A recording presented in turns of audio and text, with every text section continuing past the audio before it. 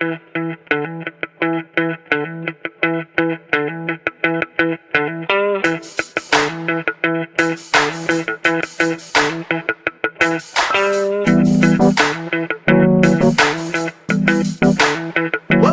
the Backstage Live, the online show dedicated completely to the Malaysian arts. Now, in the theatre world, there is one play that is riddled with superstition. William Shakespeare's most prolific play that is so riddled with superstition that I cannot even bear to mention the name. So, we shall name it the Scottish Play. Now, back in 1972, Eugene Ionesco decided to do his own absurdist theatre take on it, and this year, Kelvin Wong has decided to direct that play, and it is none other than Macbett. Now, this absurdist take on the play itself is something that's very interesting because of the fact that it bears resemblance to the original play, yet for some reason bears no resemblance at all. And with Kelvin Wong and his visual team on board with this play, I'm guaranteed this is something that is very, very different from the likes we've seen before. So why don't you check out the interviews we got with the two actors and Kelvin Wong and find out what makes Macbett so attractive.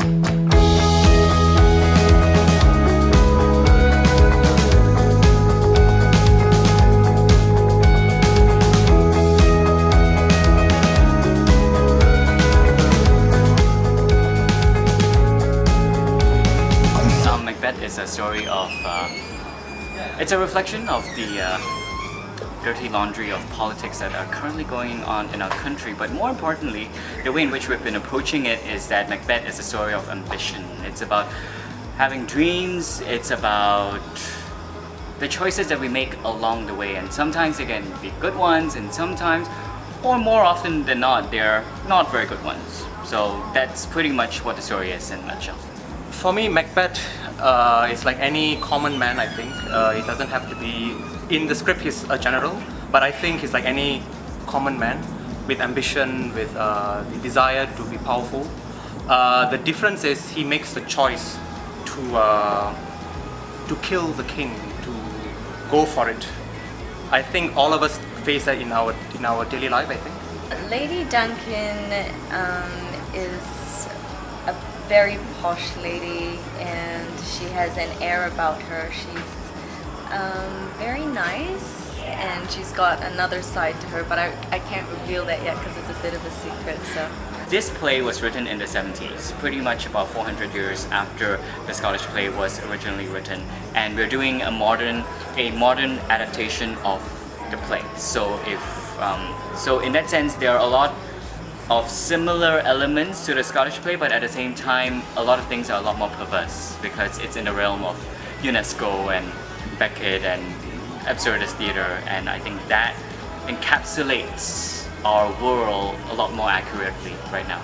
I really like Ionesco. I did the chess, I played Semiramis, so Ionesco is a very challenging writer, and this play in particular is really funny. When I read it, I was like laughing out loud, and yeah, it was really charming, and that's what I like about it. Very dark as well, so yeah.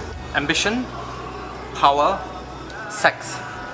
That's what drew me to the script, as it would draw any man to the script. Visually, I think it would be quite interesting because Macbeth, for this production, it's being presented from the point of view of a dream. So we are entering Macbeth's dream, and the funny thing about dreams is that anything or almost anything can happen, but for us as an entire production team, it was really important that we all found a meeting point in which what this dream could be and work within that frame that we have set. And so I would tell our audiences that they will be walking into a dream, and with dreams we don't know what to expect next, and I think that ought to be quite an experience for our audiences. Working with Kelvin has been great. It has been intense, very tiring since I have a 9-to-5 job. I don't have enough sleep.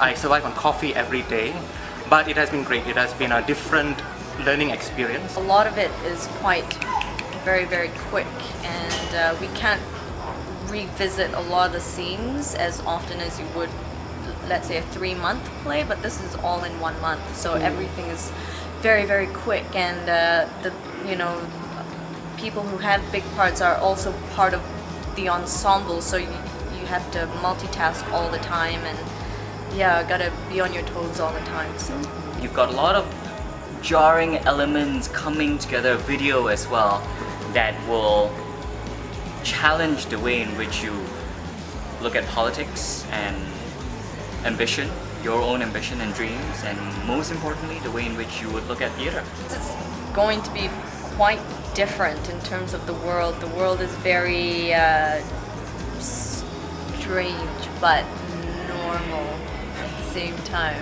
Yeah.